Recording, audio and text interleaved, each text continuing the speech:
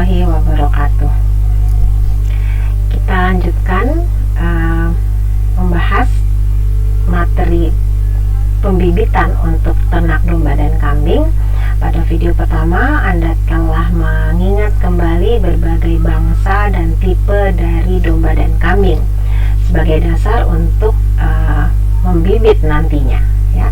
Sekarang kita lanjutkan. Pada video kali ini kita mengenal beberapa persyaratan untuk domba dan kambing yang akan dijadikan calon bibit.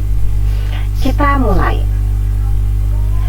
Jadi kita mengenal terlebih dahulu beberapa karakteristik yang disebut ternak sehat. Karena bila kita akan membibit, tentu yang akan kita pilih menjadi bibit haruslah ternak yang sehat.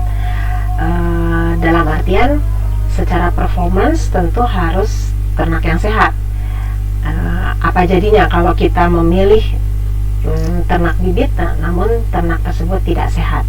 Kemudian tadi saya sampaikan secara performance harus sehat, karena semoga Anda masih ingat materi di mata kuliah pemulihan ternak bahwa performance merupakan gabungan dari genetik dan lingkungan. Jadi cerminan dari genetik yang dimiliki oleh ternak dan lingkungan di mana ternak itu hidup. Jadi bila performance-nya terlihat kurang sehat, bisa diduga ada kemungkinan akibat lingkungan yang kurang baik sehingga performance-nya kurang baik, atau bisa dari secara genetiknya dia memiliki gen yang kurang baik. Jadi terlihat pada performance yang nampak kurang sehat. Jadi kita pelajari dulu karakteristik ternak sehat yang harus dimiliki oleh calon ternak bibit adalah apa saja, gitu ya. Yang pertama, kita harus periksa keadaan matanya, apakah matanya normal. Kemudian apakah kulitnya juga normal, dalam artian kulitnya tidak kaku, tidak keriput, jadi lentur kulitnya dan mudah dilipat. Kemudian apakah ternak tersebut tidak lesu, loyo, kaku misalnya. Nah, kalau pergerakannya itu harus tidak kaku, harus lincah, ya. Itu mencerminkan ternak sehat. Kemudian apakah tingkah lakunya normal, misalnya tidak kelihatan mengantuk atau mungkin lacak, ya, lasak gitu. Lasak itu apa, terlihat panik misalnya. Itu harus Anda perhatikan.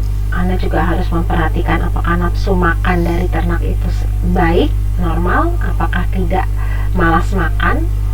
Kemudian apakah suhu tubuhnya normal. Jadi tolong Anda pelajari untuk tiap ternak mungkin ada standar suhu tubuh normalnya masing-masing, ya.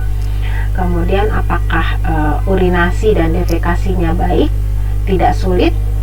Kemudian apakah semua pengeluarannya secara teratur, tidak ada darah yang keluar, tidak juga terlalu encer atau tidak terlalu keras misalnya. Itu Anda harus periksa, ya.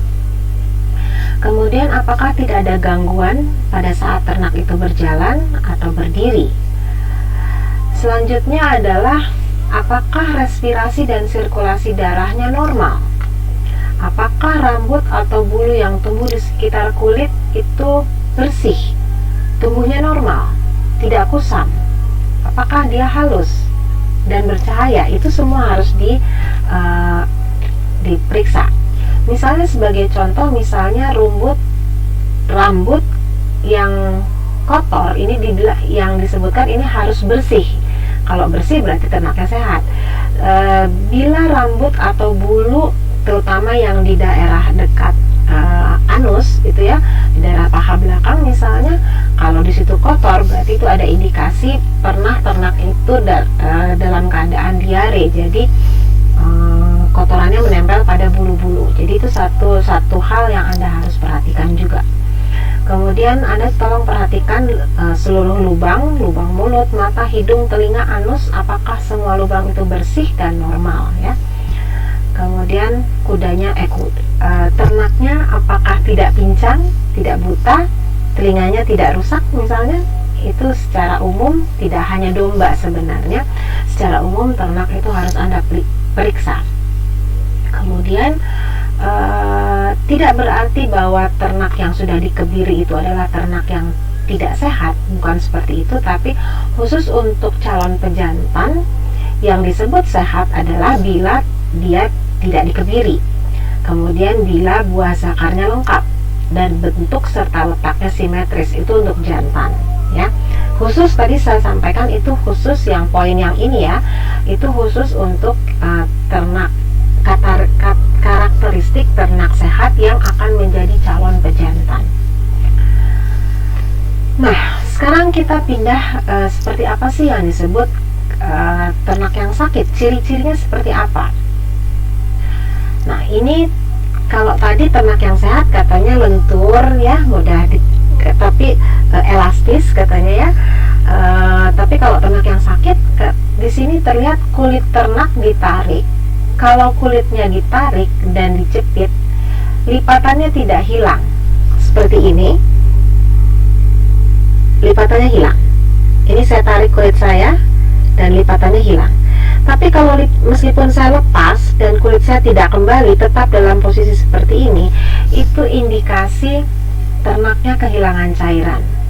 Jadi mungkin dia terserang diare. Sama dengan manusia juga seperti itu. Jadi kalau misalnya ada manusia mengalami diare yang cukup berat, dia dehidrasi, kalau kehilangan cairan cukup banyak, nah ciri-cirinya adalah kulitnya ini keriput dan tidak bisa kembali ya. Kemudian ternak yang sakit juga bisa dilihat dari feses yang keluar. Kalau bisa dalam keadaan cair, dan dia akan nanti menempel di sekitar ekor. Tadi telah saya sampaikan itu ciri-ciri ternak yang terkena diare ya. Kemudian pada saat tadi kita membicarakan ternak yang sehat, ingat semua lubang diperiksa, mata, hidung, telinga, anus ya. Nah, ini ternyata pada ternak yang sakit itu ada lendir yang berlebihan pada mata, pada mulut, pada hidung. Nah, itu menunjukkan ternaknya dalam keadaan sakit ya. Jadi seperti Anda keluar air mata, keluar di hidungnya, apa berupa ingus, seperti itulah kira-kira. Selanjutnya, sama tadi di ternak yang sehat, Anda harus periksa apakah dia tidak pincang dalam keadaan berdiri atau berjalan. Nah, ini Anda bisa lihat cara ternak berjalan, dan saat dia berdiri bisa saja terjadi kondisi abnormal ketika ada bagian tubuh yang sakit. Jadi pada saat nanti Anda menilai ternak yang mau menjadi ternak bibit, Anda harus ajak dia juga berjalan. Jangan sampai saat dia berdiri terlihat baik, tapi pada saat dia berjalan dia pincang. Kita tidak tahu, kita nanti harus cari tahu lebih dalam lagi pincangnya akibat apa. Apakah akibat lingkungan? Tadi saya sampaikan performance-nya pincang, apakah pincangnya karena genetik atau pincangnya karena lingkungan. Karena lingkungan mungkin dia pernah keseleo kah, pernah terluka kah, atau pernah kakinya teriris misalnya, teriris pagar kawat misalnya. Nah, itu macam-macam, itu pengaruh lingkungan, dan itu tidak diturunkan kepada anaknya. Karena kita sekarang belajar tentang pembibitan, jadi kita juga harus berpikir apakah ada gen yang kurang bagus yang jangan sampai diturunkan pada anaknya. Yang lain juga bisa terjadi akibat kuku yang terinfeksi menyebabkan ternak akan pincang ya. Jadi ini faktor lingkungan ternyata yang menyebabkan pincang, tapi itu salah satu ciri dari karakter ternak yang sakit. Kemudian ternak yang anemia, jadi ternak yang kurang darah, ini juga ada terlihat rambutnya kasar, kering, dan mungkin bulu-bulunya rontok. Nah, kondisi yang rambut kasar, kering, dan rontok ini juga bisa terlihat akibat ternak yang terinfeksi. Jadi tidak hanya karena anemia saja, tapi juga karena terinfeksi juga bisa menghasilkan indikasi seperti ini. Atau ternaknya mengalami defisiensi nutrisi, jadi kurang pakan ya. Itu juga akan terlihat bisa terlihat rambutnya kasar, kering, bahkan rontok. Sekarang bagaimana cara kita menimbang pada saat memilih hewan bibit? Jadi yang kita lihat adalah bangsa murninya, jadi bukan bangsa persilangannya.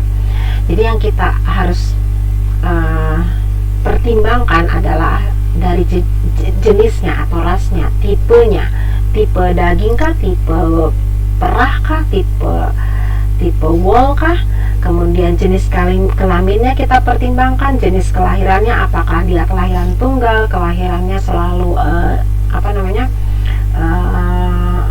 kembar misalnya, kemudian apakah Anda ingin menghasilkan nanti anakannya berwarna tertentu, jadi Anda harus juga pertimbangkan warna dari orang tuanya, pertimbangkan tadi berbagai macam kesehatannya, tidak cacatnya, kondisi badannya, nanti Anda mengenai BCS-nya misalnya, body condition score. Body condition score nanti kita berbicara tentang perototan dan perlemakan dari ternaknya, kemudian apakah ada tanda-tanda spesifik lain yang bisa menjadi ciri khas dari suatu bangsa, dan macam-macam.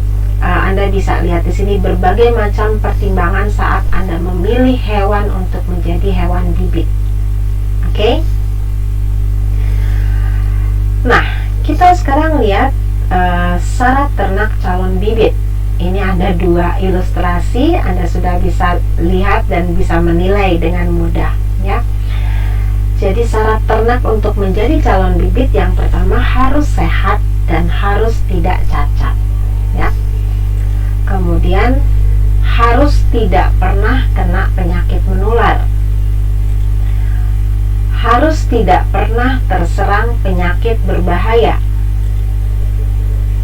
dan harus sesuai dengan tujuan utama beternak. Jadi calon bibit untuk penghasil daging kah, calon bibit untuk penghasil susu kah, atau calon bibit penghasil rambut kah, dan lain-lain. Kemudian untuk menjadi calon ternak, pilihlah bibit yang punya perdagingan yang baik. Kemudian untuk menjadi calon bibit, pilihlah calon bibit yang masih usianya muda. Tentu tidak terlalu muda, tapi tidak juga terlalu tua. Jadi istilahnya usianya muda. Kemudian pilihlah yang kakinya lurus dan tegak.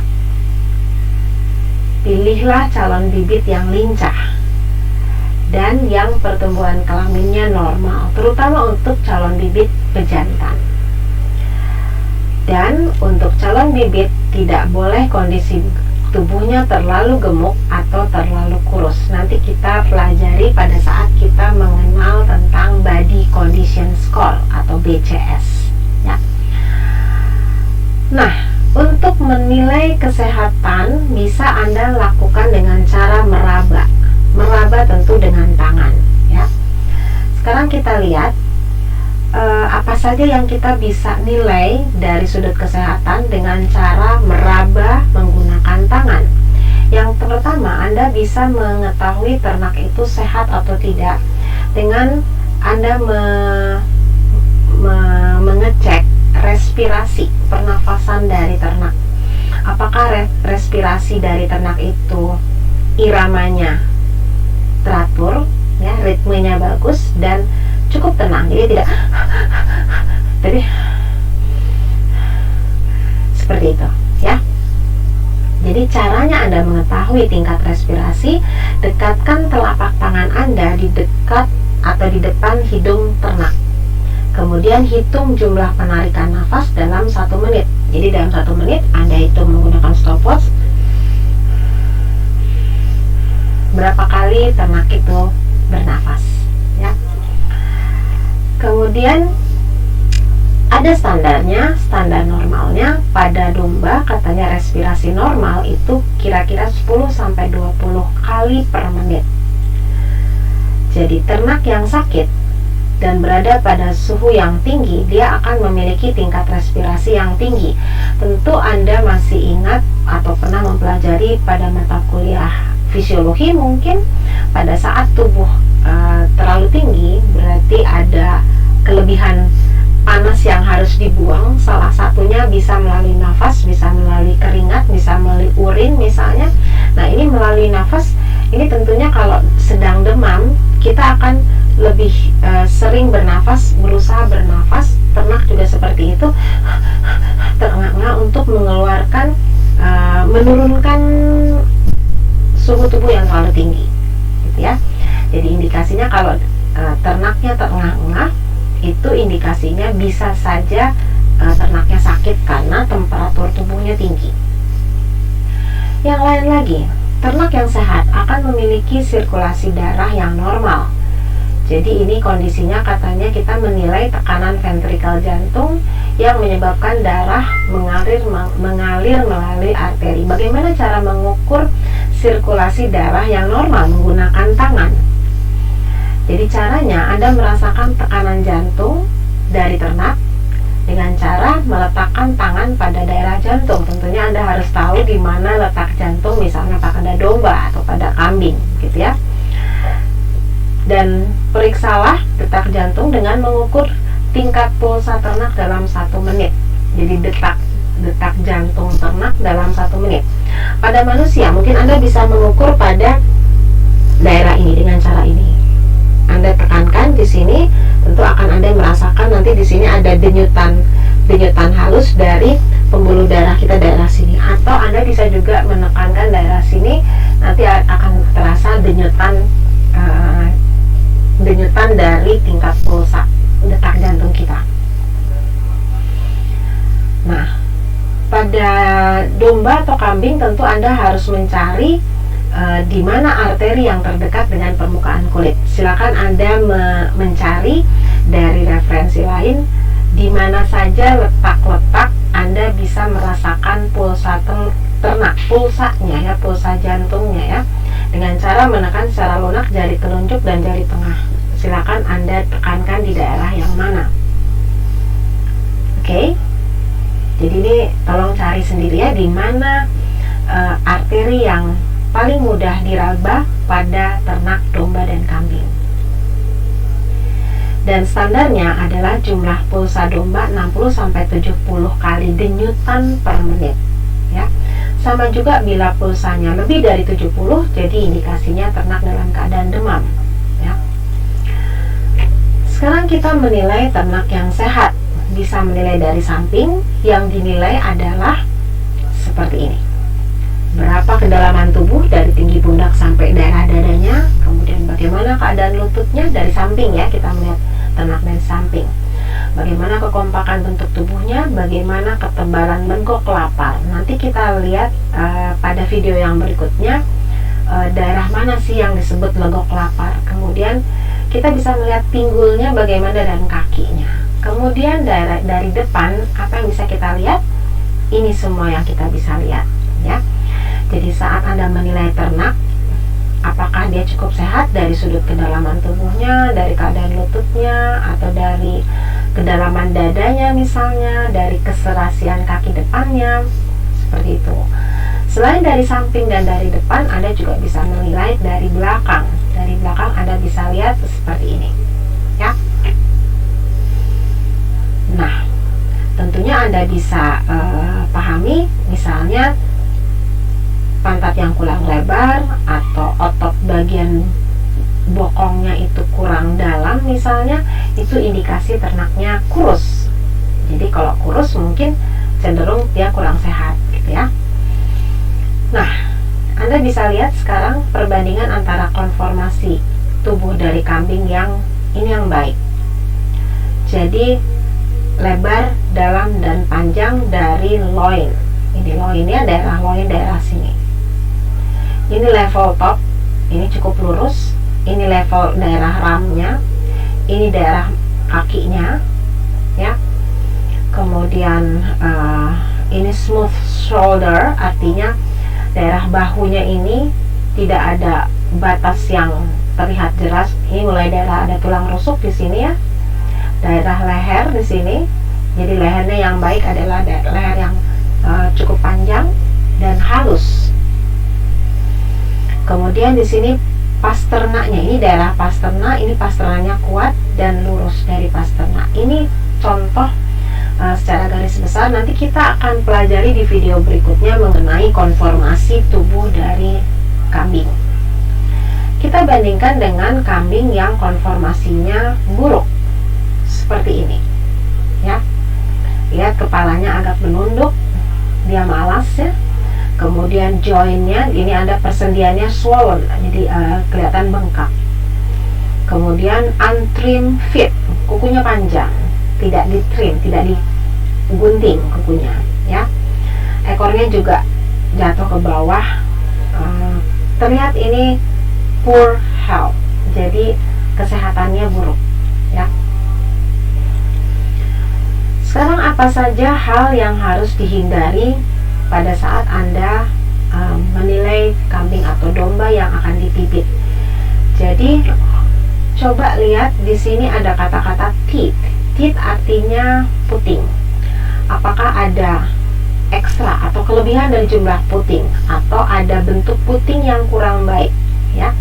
Jadi ada bentuk puting yang seperti fish tail, seperti ekor ikan ya. Kemudian yang harus dihindari, jadi ini ya, kalau ada kambing yang mempunyai kelebihan jumlah puting atau bentuk putingnya tidak baik misalnya, kemudian ibu domba yang tidak punya anak, sudah umur 2 tahun belum punya anak, itu jangan dijadikan domba bibit, artinya agak susah beranak gitu ya. Kemudian udder itu ambing. Pendulous itu artinya ambingnya agak menggantung, itu juga hindari untuk dijadikan kambing atau domba bibit. Kemudian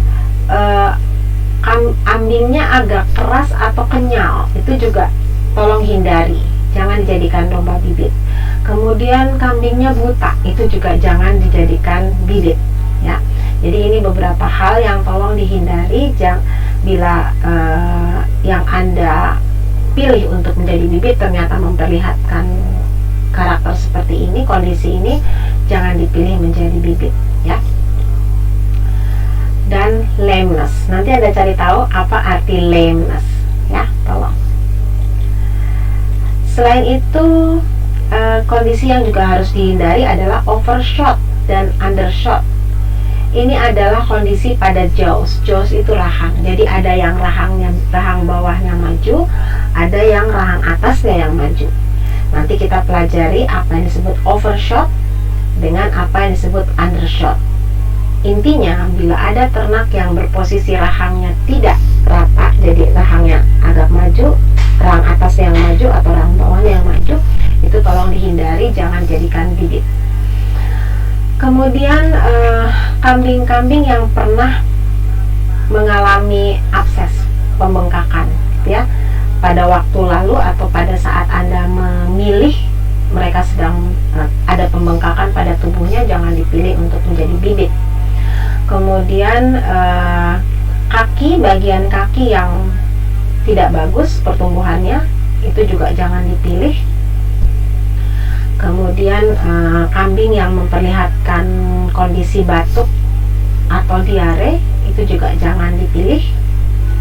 Kemudian ini bucks atau domba jantan yang mempunyai testis hanya satu, single testicle, atau testisnya kecil, small testicle, atau abnormal split in the scrotum ya. Jadi tidak normal dalam skrotumnya, pada skrotumnya tidak normal, itu juga jangan dipilih, apalagi untuk calon pejantan. Beberapa kriteria bibit untuk domba kambing kita dapatkan sebagai hasil seleksi. Kemudian bisa juga bibit itu kita beli dari peternak. Jadi ada 2 cara kita mendapatkan bibit: dari hasil seleksi dari domba atau kambing yang kita miliki sendiri, kita menyeleksi, atau kita beli langsung calon bibit yang sudah jadi dari peternak pembibit misalnya. Untuk melakukan seleksi, berarti kita harus punya catatan kemampuan produksi dari calon bibit tersebut.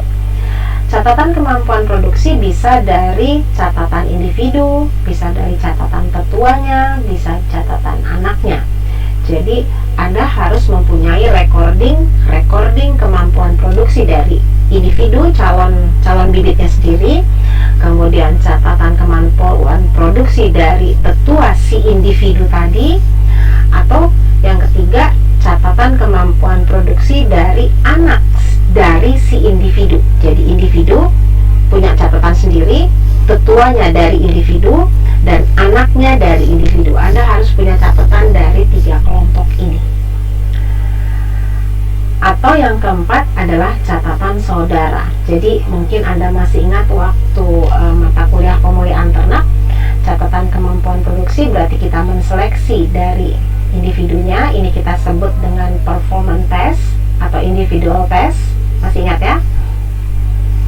Kemudian bila kita menseleksi berdasarkan catatan kemampuan produksi dari tetua disebut pedigree test atau uji silsilah. Kemudian bila kita menseleksi berdasarkan catatan kemampuan produksi anak, ini disebut progeny test ya. Kemudian atau uji keturunan, dan catatan kemampuan produksi dari saudara itu family test ya. Berarti materi pemulihan terpakai lagi di sini ya. Sekarang kita lihat dari catatan kemampuan produksi, kita bisa menduga penampilan fisik calon bibit yang akan kita pilih. Nah, penampilan fisik yang harus kita lihat antara lain misalnya bentuk tubuhnya harus bagus, normal, seimbang. Kemudian bagian belakang tubuhnya harus nampak berat, jadi kesannya tidak kurus gitu ya. Kemudian tidak boleh ada cacat dan harus sehat. Kemudian harus sesuai dengan kriteria bibit. Jadi ada kriteria bibit tertentu baik dari sudut umur, warna kulit, tinggi gumba atau tinggi pundak, berat badan, keadaan gigi, dan alat reproduksi. Kemudian ada juga kita harus perhatikan untuk bibit ini, kita harus perhatikan karakternya. Jadi tidak hanya manusia saja yang kita harus perhatikan karakternya untuk menjadi bibit ya, jadi calon pasangan kita misalnya. Nah, kita untuk memilih bibit pun harus melihat karakter dari ternak itu, apakah ekspresi mukanya cerah, tenang, kemudian pandangan matanya berseri-seri, artinya mencerminkan bahwa ternak itu sehat ya. Nah, di sini juga jangan lupa cek baik-baik apakah badannya cukup panjang. Jadi kita bisa lihat dagingnya cukup padat atau gemuk. Jadi kalau badan panjang biasanya dagingnya padat dan kambingnya atau dombanya gemuk. Kemudian bila pada punggung terdapat bagian yang menonjol saat dipegang, artinya tidak sampai menyentuh tulang, berarti kambing tersebut banyak dagingnya. Jadi nanti kita pelajari bagaimana cara menilai. Pada bagian punggung itu ada bagian yang disebut processus spinosus, nama tulangnya. Jadi itu sebenarnya tulang punggung.